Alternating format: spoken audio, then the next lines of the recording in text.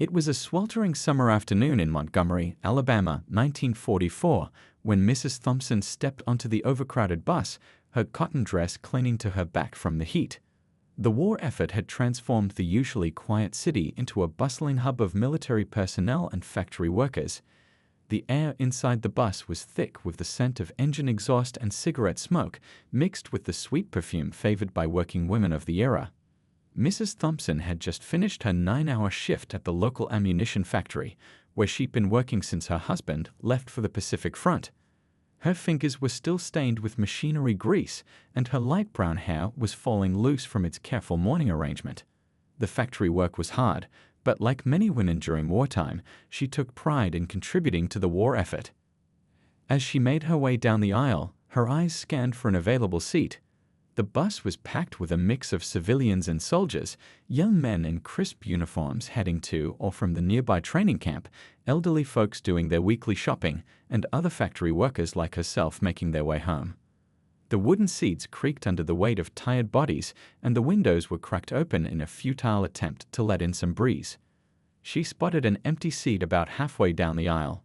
Well, partially empty.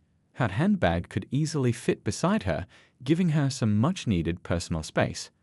The bus lurched forward as she settled in, causing several standing passengers to grab the overhead straps for balance. The metal rails rattled with each bump in the road, creating a steady rhythm that usually lulled tired workers into a light doze. Through the smudged windows, Mrs. Thompson could see the city passing by, the Andrews Hardware store with its Support Our Troops banner, the Victory Garden taking up what used to be the town square, and the recruitment office with its ever-present line of young men waiting outside. The war had changed everything about their small city, from the way people dressed to the way they talked about the future. The bus made several stops, with passengers shuffling on and off. At each stop, the hot Alabama air would rush in, bringing with it the sounds of the city. Children playing in sprinklers, radios broadcasting war news from front porches, and the occasional military convoy rumbling down the main street. Mrs. Thompson found herself thinking about her husband's latest letter, received just yesterday, describing the heat in the Pacific as worse than any Alabama summer. She almost smiled at that. She was lost in these thoughts when the bus stopped again at the corner of Pine and Madison Streets. The hydraulic doors hissed open, and several more passengers climbed aboard. The driver, an older man with gray temples who'd been driving this route for as long as anyone could remember, called out, "Move to the back, folks. Still got room for a few more." Among the new passengers was a soldier in full uniform, his boots polished to a mirror shine despite the dusty streets, and his uniform pressed so crisply you could probably cut paper on those creases. He carried himself with quiet dignity, though his eyes showed the same wariness that many soldiers' eyes held these days. He'd clearly been traveling for some time, his duffel bag slung over one shoulder speaking of a long journey. Mrs. Thompson noticed other passengers watching him too. Some with curiosity, others with expressions she preferred not to read too closely. The soldier moved carefully through the crowded aisle, apologizing softly when his duffel bag accidentally brushed against seated passengers. The bus was now so full that people were practically shoulder to shoulder, the summer heat making the close quarters even more uncomfortable. The steady hum of conversation had dropped to a murmur, and the atmosphere shifted subtly, like the air before a storm. Through the windows, clouds were gathering on the horizon, promising one of those sudden summer thunderstorms that often broke the afternoon heat. The bus driver adjusted his rearview mirror, keeping one eye on his increasingly crowded vehicle while navigating the familiar streets. Mrs. Thompson clutched her handbag closer, her knuckles whitening slightly as she watched the soldier approach her row. She could feel the eyes of other passengers on her, some curious, some expectant. The whole bus seemed to be holding its breath, though surely that was just her imagination. The ceiling fans spun lazily overhead, doing little to dispel the growing tension in the air. She found herself thinking about the propaganda posters plastered all over town, "United We Stand," and "All Together Now," their bright colors and bold letters promising a unity that seemed far more complicated in reality. The soldier was now just a few steps away from her row, and she could see that his uniform indicated he'd been through basic training and was likely heading to his first deployment. The bus hit a pothole, causing everyone to sway slightly. Outside, the first few drops of rain began to hit the windows, creating small rivulets that distorted the view of the street. The soldier steadied himself against a seatback, and Mrs. Thompson could see his service pins catching the afternoon light. Someone coughed in the back of the bus, and a baby started fussing a few seats ahead. This moment, though it lasted only seconds, seemed to stretch out indefinitely. Mrs. Thompson felt the weight of the handbag in her lap, the scratch of her cotton dress against her arms, the lingering ache in her feet from standing all day at the factory. She was aware of every detail: the way the rain was starting to drum against the roof, the smell of wet asphalt drifting in through the windows, the quiet conversations that had died down to whispers. The scene was set for what would become a memorable incident in the lives of everyone present on that bus. None of them knew it yet, but the next few minutes would challenge their assumptions, reveal character, and perhaps even change a few minds. The rain was falling steadily now, and the streets of Montgomery were about to witness another small but significant moment in the long journey toward change. This moment was suspended in time: the tired factory worker, the soldier serving his country, the busy bus full of people just trying to get home, all caught in the web of social expectations and personal choices. The next few seconds would determine how this story would be told for years to come, and who would step forward to shape its outcome. The soldier stood beside Mrs. Thompson's seat, his presence as quiet and dignified as his polished appearance. "Excuse me, ma'am," he said softly, his voice carrying the gentle lilt of someone raised in the deep South. "Would you mind if I sat in that empty spot?" He gestured to the space beside her, currently occupied by her handbag. Mrs. Thompson's reaction was immediate and theatrical. She clutched her handbag tighter and shifted closer to the window, as if trying to claim both seats through sheer force of will. "This seat is taken," she announced, her voice pitched to carry it across the bus. "I'm saving it for someone." The other passengers, who had been pretending not to watch the interaction, now couldn't help but turn their heads. The bus driver glanced in his rearview mirror, his weathered face showing concern at the brewing situation. Outside, the rain was falling harder, drumming against the metal roof of the bus and creating a strange backdrop to the tense scene. "Ma'am," the soldier tried again, still maintaining his composure, "I've been traveling since dawn, and there don't seem to be any other seats available." His uniform was sprinkled with raindrops from his brief walk to the bus stop, and his duffel bag was growing heavy on his shoulder. Despite his exhaustion, his posture remained respectful, his tone measured and calm. Mrs. Thompson's response was to place her handbag firmly on the empty seat and turn her face toward the window, effectively dismissing him. The action spoke volumes, and the silence that followed was deafening, broken only by the steady patter of rain and the mechanical sounds of the bus. Other passengers shifted uncomfortably in their seats. A few elderly ladies exchanged glances, their expressions a mix of discomfort and something else, perhaps shame, perhaps agreement with Mrs. Thompson's actions. A young mother pulled her curious child closer, whispering something in the little one's ear when they tried to point at the scene unfolding before them. The soldier remained standing, swaying slightly with the motion of the bus as it navigated the increasingly slick streets. His face betrayed no emotion, though anyone looking closely might have noticed the slight tightening around his eyes, the way his fingers gripped his duffel bag just a little harder. He'd likely faced similar situations before, but that didn't make this moment any less difficult. Through the rain-streaked windows, the city continued to pass by, churches with their tall spires reaching toward the gray sky, shops with their "Support Our Troops" signs, and houses with blue stars hanging in their windows, indicating family members serving overseas. The irony of those patriotic displays wasn't lost on anyone witnessing the current situation. A few seats ahead, two factory workers whispered to each other, their heads bent close together. One of them, an older man with calloused hands and a lined face, kept glancing back at the standing soldier, his expression troubled. He'd worked alongside men of all backgrounds in the factory, and something about this scene clearly disturbed him. The bus hit another pothole, causing everyone to lurch forward slightly. The soldier maintained his balance gracefully, though the movement caused his service medals to clink together softly. The sound seemed to draw attention to them, tangible proof of his service to a country that still struggled to treat him as an equal citizen. Mrs. Thompson continued to stare out the window, though her rigid posture suggested she was acutely aware of the soldier still standing beside her seat. Her fingers drummed nervously on her handbag, and her reflection in the window showed a slight flush creeping up her neck. Whether from embarrassment or anger, it was hard to tell. The air in the bus grew thicker with tension. A few passengers near the back began to murmur among themselves, their voices too low to make out the words, but their tone suggesting disapproval. The bus driver kept glancing in his mirror, clearly concerned about the situation but unsure how to handle it. Through the windows, lightning flickered across the sky, followed by a low rumble of thunder. The storm was getting closer, matching the mounting tension inside the bus. The soldier adjusted his stance, still waiting patiently, though it was clear to everyone that Mrs. Thompson had no intention of moving her bag. A young girl, perhaps 7 or 8 years old, tugged on her grandmother's sleeve and asked in that loud, clear voice that children often use, "Why won't the lady let the soldier sit down?"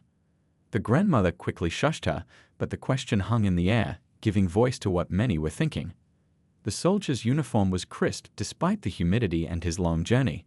His combat boots were planted firmly on the bus floor, as if he was standing at attention. His face remained carefully neutral, but there was something in his eyes, not anger or resentment, but a deep wariness that spoke of having faced this situation too many times before. The bus turned onto Main Street, its wipers working overtime against the heavy rain. Water streamed down the windows, distorting the view of the passing buildings into a blur of gray and brown. The dreary weather seemed to reflect the mood inside the bus, where the tension continued to build. Mrs. Thompson's knuckles were white where she gripped her handbag, and her lips were pressed into a thin line. She was clearly aware of the attention her actions had drawn, but she seemed determined to maintain her position. The soldier's continued presence beside her seat was like a silent rebuke, though his demeanor remained respectful. The scene had transformed what should have been a routine bus ride into something else entirely, a moment that would stick in the memories of everyone present, a small but significant example of the daily indignities faced by soldiers who wore the uniform but were still denied basic respect. Just when it seemed the tension couldn't build any higher, when the silence had become almost unbearable, a voice spoke up from behind Mrs. Thompson's seat. The words that followed would change the entire atmosphere of the bus and create a story that would be told and retold for years to come. The silence on the bus had become almost physical, like a heavy blanket draped over everyone's shoulders. The soldier continued to stand with quiet dignity, one hand gripping the overhead strap while the other held his duffel bag. The rain outside had intensified, its steady drumming on the roof creating an oddly appropriate soundtrack to the tense scene.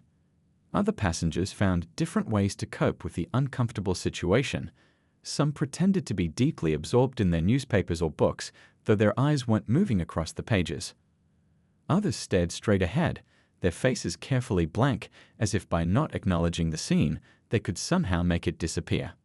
A group of high school students near the back of the bus whispered among themselves, their young faces showing a mix of confusion and concern. One of them, a boy wearing his father's old Letterman jacket, kept looking between the soldier and Mrs. Thompson, his brow furrowed as if trying to make sense of what he was witnessing. The soldier's medals caught the dim light filtering through the rain-streaked windows. They told their own story, of bravery, of service, of sacrifice. His combat boots were planted firmly on the floor, leaving small puddles from the rain outside. Despite the swaying of the bus, he maintained his balance with the practiced ease of someone used to standing for long periods. Mrs. Thompson's reflection in the window showed her internal struggle. Though she kept her face turned away, her expression flickered between determination and discomfort. Her fingers continued their nervous dance on her handbag, which remained firmly planted on the empty seat beside her. The fabric of her dress was slightly wrinkled where she gripped it with her other hand. Through the windows, the city continued its daily life, oblivious to the drama unfolding inside the bus. Workers hurried along the sidewalks with newspapers held over their heads as makeshift umbrellas. A military convoy passed in the opposite direction, the olive-drab trucks throwing up sheets of water as they plowed through puddles.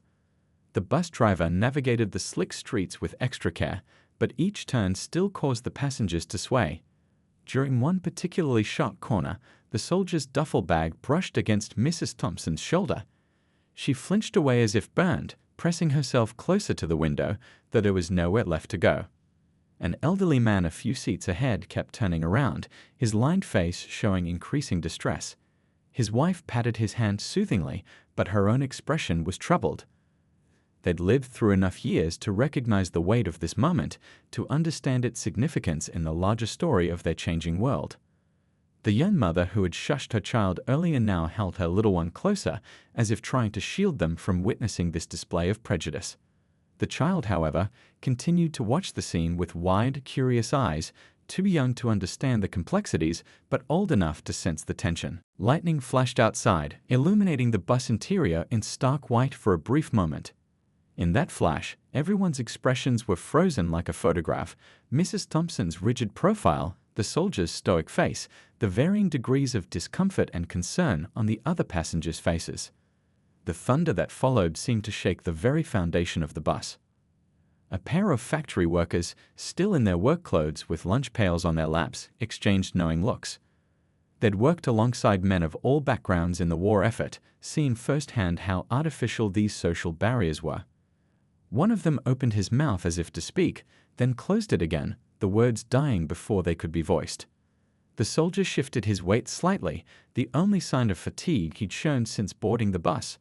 His uniform remained impeccable despite the humidity and the rain, a testament to the pride he took in his appearance and what it represented. The creases in his pants were still knife-sharp, his boots still gleamed despite the water spots. The atmosphere grew heavier with each passing minute, like the air before a storm breaks. Passengers found themselves holding their breath, waiting for something to happen, though none could say exactly what they were expecting. The bus continued its route through the rain-soaked streets, each stop bringing momentary relief as doors opened and fresh air rushed in, before closing again to trap them all in this shared moment of moral crisis. A few passengers had begun to show signs of restlessness, shifting in their seats, clearing their throats, exchanging meaningful glances. The situation had moved beyond simple discomfort into something more profound, a collective recognition that they were all participants, willing or not, in something important. The soldier's continued presence, his quiet dignity in the face of this humiliation, served as a silent rebuke to everyone on the bus. His service medals caught the light with each movement, each flash a reminder of the contradiction between the country he served and the treatment he received. Just when it seemed the tension had reached its breaking point, when the silence had become almost unbearable, something unexpected happened. A voice from behind Mrs. Thompson's seat broke through the heavy atmosphere, about to transform this ordinary bus ride into a moment that would be remembered and retold for years to come. "Excuse me," came a deep, authoritative voice from the seat behind Mrs. Thompson. The speaker was a distinguished-looking military officer, his uniform adorned with the insignia of a colonel. His silver hair and weathered face spoke of years of service, and the rows of ribbons on his chest told stories of battles fought across Europe. The colonel's voice, though not particularly loud, carried throughout the bus with the natural command of someone used to being heard. The other passengers turned to look, sensing a shift in the tense atmosphere. Even the steady drumming of rain seemed to fade into the background as he spoke.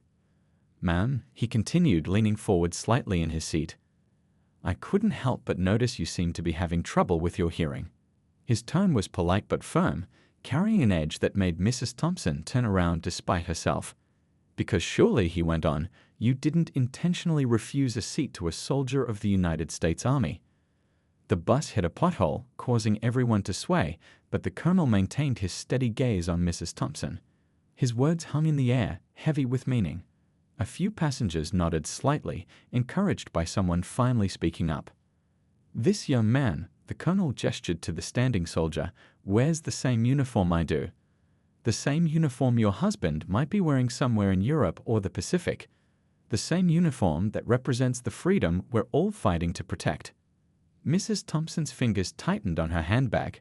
She opened her mouth to speak, then closed it again, looking around at the other passengers who were now openly watching the scene unfold. The young mother with her child had stopped pretending not to listen. The factory workers had set aside their lunch pails. Even the bus driver was stealing glances in his rearview mirror. The colonel leaned back slightly, his voice taking on a thoughtful tone. "You know, just last month, I was in a field hospital in France. The man who saved my life there, a medic, he looked a lot like this young soldier here. Didn't stop to check my skin color before he patched me up. Just did his doobie, like we're all supposed to do. Lightning flashed outside, illuminating the colonel's medals for a brief moment. They weren't just decorative.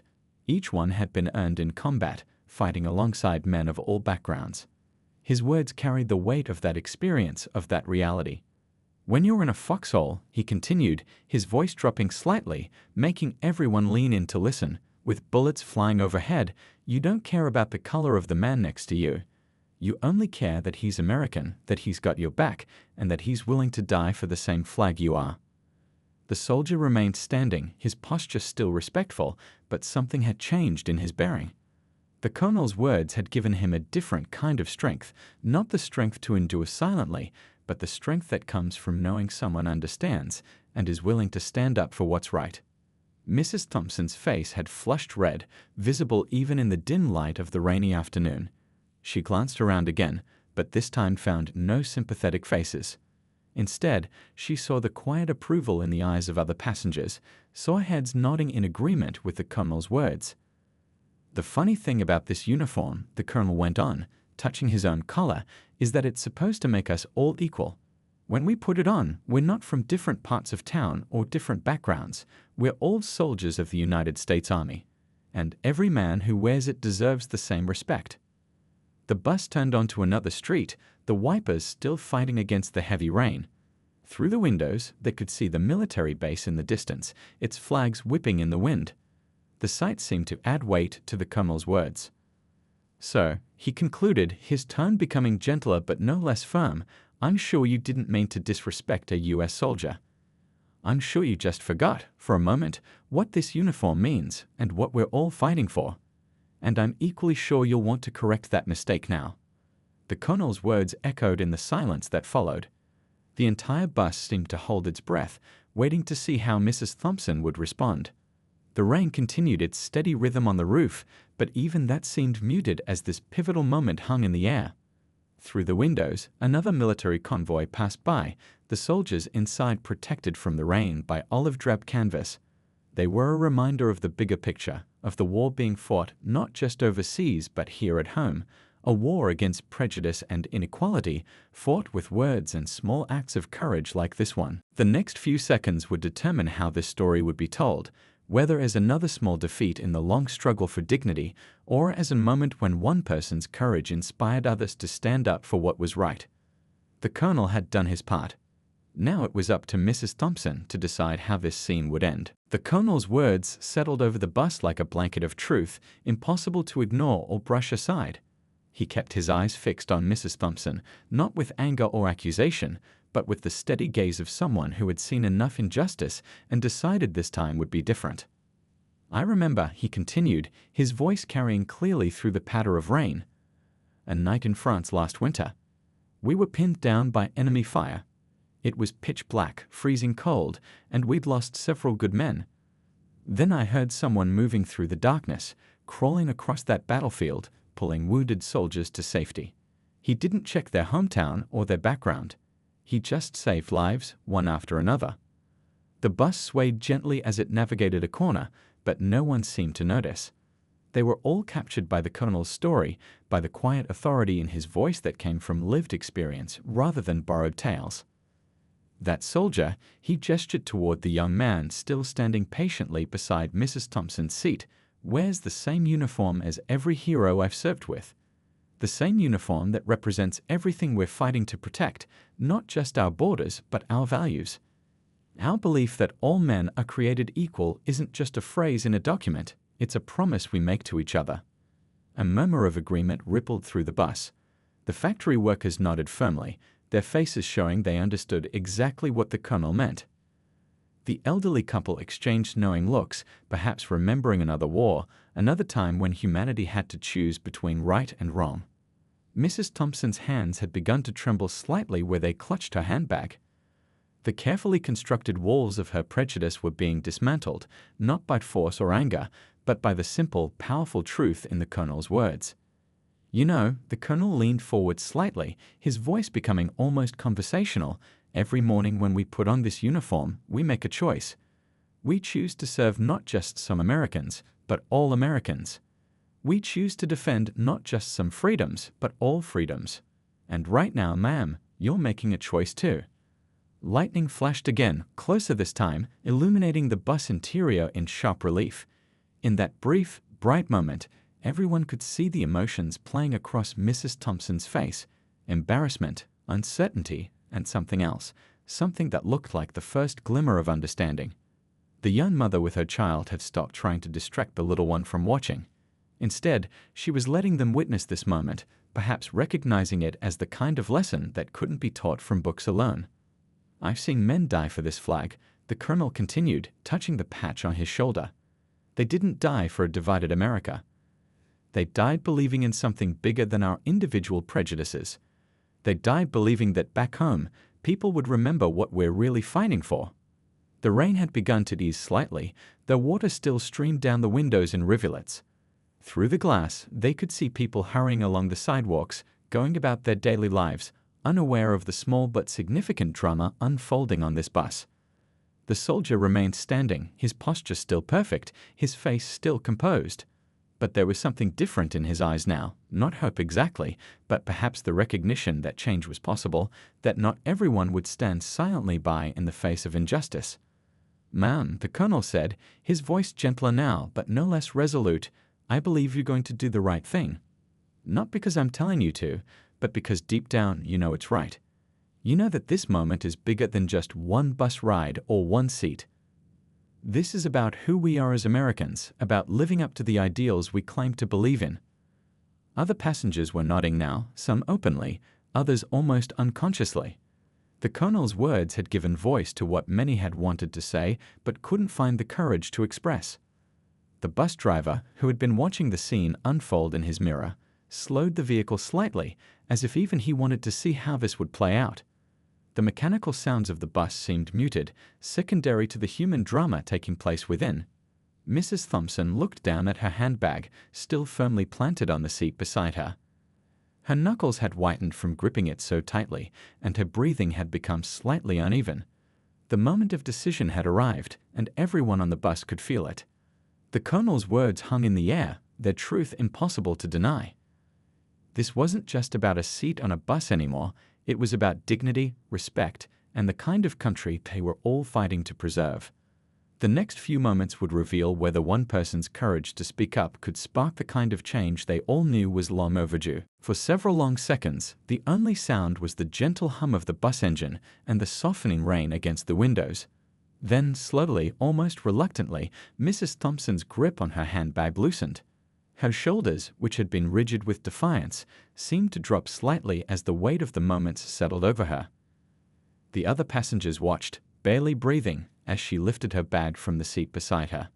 The movement was small, but its significance filled the entire bus. She slid closer to the window, creating space without making eye contact with anyone, her face a complex mixture of emotions. "Thank you, ma'am," the soldier said quietly, his voice carrying no trace of bitterness or triumph. He sat down carefully, placing his duffel bag between his feet. His uniform brushed against the seat with a soft whisper, the medals on his chest catching the gray light filtering through the rain-streaked windows. The colonel nodded slightly, not in victory but in acknowledgement of a small step toward something better. The tension that had gripped the bus began to dissolve, replaced by a different kind of atmosphere, one of quiet reflection and, perhaps, hope. A few seats ahead, the young mother hugged her child closer, whispering something in their ear. The child's eyes were wide, taking in everything, somehow understanding that they had witnessed something important. The factory workers exchanged glances, small smiles playing at the corners of their mouths. The bus continued its journey through the rain-washed streets, passing by shops and houses where life went on as usual. But inside the bus, something had changed. The elderly couple who had watched everything unfold were holding hands now, their weathered fingers intertwined, sharing a lifetime of memories about how change happens, one moment, one choice at a time. Mrs. Thompson kept her gaze fixed out the window, but her reflection showed a face deep in thought. The colonel's words seemed to have reached something within her, cracking open a door that had been closed for too long. Her hands, now folded in her lap, had stopped their nervous movement. The soldier sat quietly, his posture still straight but somehow more relaxed. He reached up to adjust his cap, a simple gesture that seemed to carry with it both the weight of what had happened and the dignity with which he had faced it. The rain had left small dark spots on his uniformed shoulders, but they were already beginning to dry in the warm bus air. Other passengers had begun to return to their own activities, reading newspapers, checking watches, looking out windows, but there was something different about their movements now. A thoughtfulness, a consciousness that they had been part of something meaningful. The high school students at the back of the bus had stopped their whispered conversations. Instead, they watched the scene with serious faces, perhaps understanding for the first time how courage could come in many forms, not just in dramatic actions, but in quiet moments of standing up for what's right. Through the windows, they could see the military base growing closer.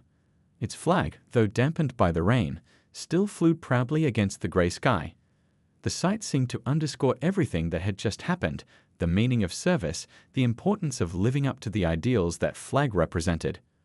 The bus driver, who had witnessed everything through his mirror, navigated the wet streets with extra care now.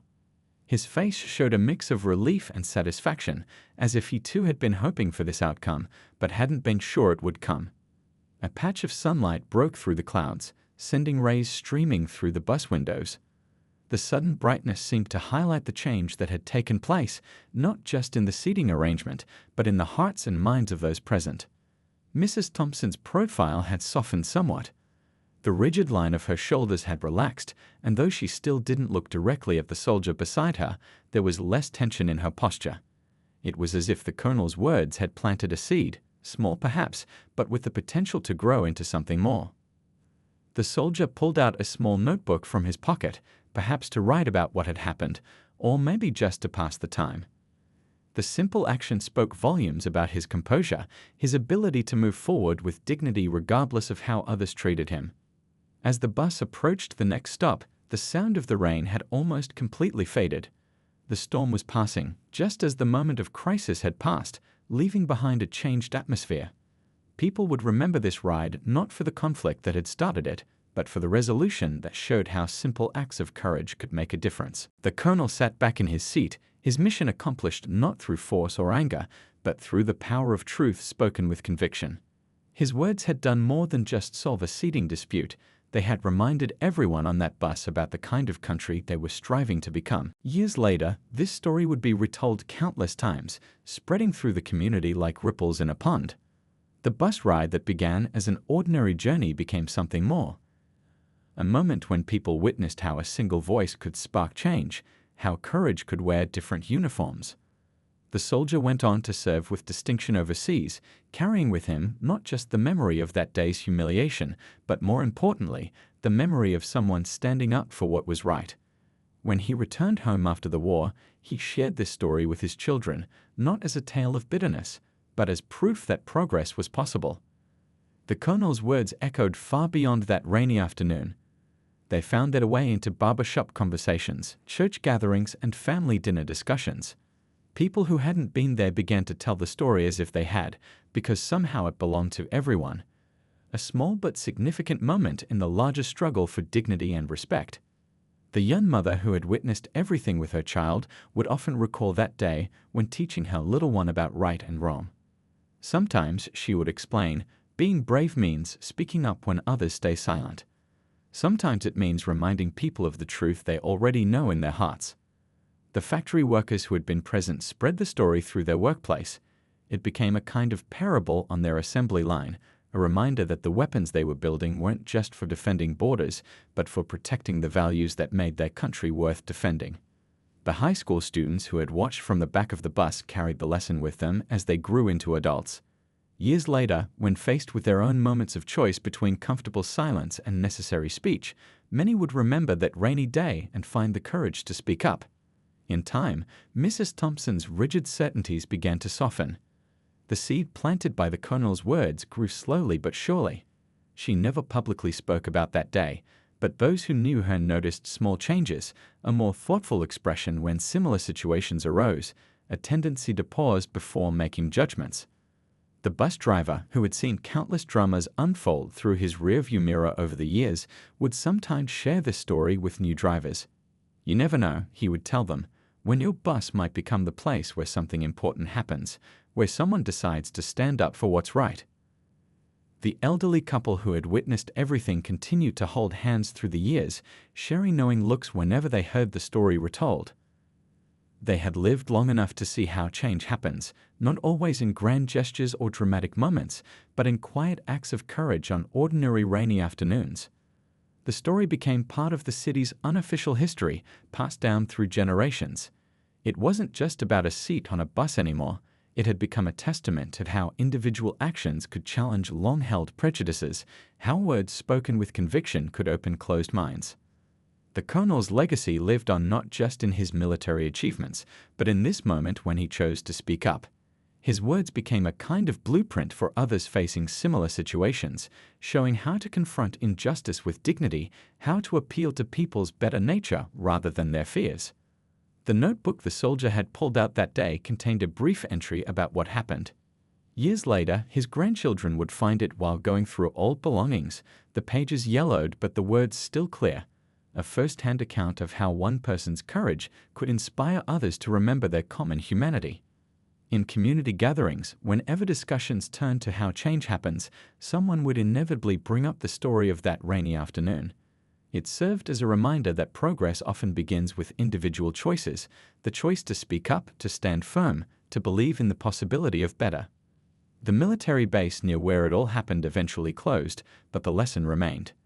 New generations learned about that day not from history books, but from parents and grandparents who understood its significance, how a simple bus ride became a moment of transformation, how ordinary people could become agents of change. The story continued to resonate because it spoke to something fundamental about human nature, our capacity to grow, to learn, to become better than we were.